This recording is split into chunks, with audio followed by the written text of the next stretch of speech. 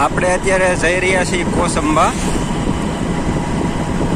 અને મારે સેલ્સમેનનું કામ છે, તો ઓર્ડર ને કંઈક પેમેન્ટ ને એવું બધું લેવા માટે આપણે અત્યારે કોસંબા જઈ રહ્યા છીએ.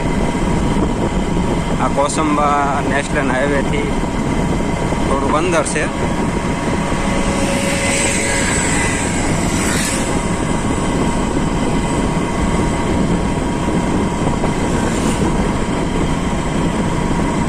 વાતાવરણ થોડુંક આજ સારું છે.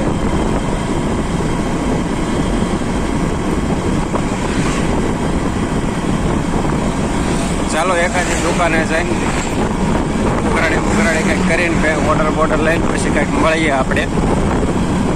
અને પૂરો વ્લોગ જોજો અને બન્યા રહેજો. અને આપણી કંઈક ચેનલ નવી છે. ચેનલ તો જૂની છે પણ હજી વિડીયો બનાવવાનું નવું ચાલુ કર્યું છે. તો સબસ્ક્રાઈબ કરજો, શેર કરજો અને લાઈક કરજો. થઈ ગયા છે. હવે આ જૂના કોસંબા છે અને આગળ જઈને જૂના કોસંબામાં આપણે 2 દુકાનો છે.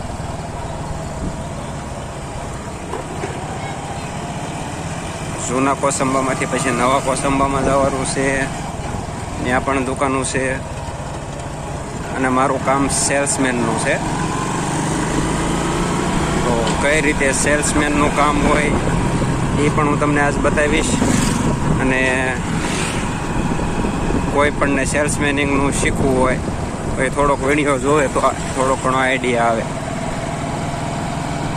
તો અત્યારે હું જૂના કોસંબામાં પહોંચી ગયો છું, એન્ટર થઈ ગયો છું. તો ચાલો આપણે દુકાને જઈને મળીએ. બન્યા રહેજો બ્લોકમાં. જૂના કોસંબાથી આ નવા કોસંબા જે આ પુલ જાય ને છે, નવા કોસંબા છે. આ મેન બજાર નવા કોસંબા. આ ઓવરબ્રિજ છે જૂના કોસંબા અને નવા કોસંબાને જોઈન્ટ કરે છે. અને જૂના કોસંબા અને નવા કોસંબાની વચ્ચે રેલવે ટ્રેક છે, એટલા માટે આ પુલ છે. તો આપણે જૂના કોસંબા નવા કોસંબામાંથી જે કંઈ ઓર્ડર હતા એ પતી ગયા છે. અને હવે આપણે જઈએ છીએ ઓફિસ બાજુ. આ રેલવે ટ્રેક, આ રેલવે ટ્રેકની ઓલ પાસે એ કોસંબા જૂનું છે એ, અને આની પાસે એ નવું. આ રેલવે ટ્રેક.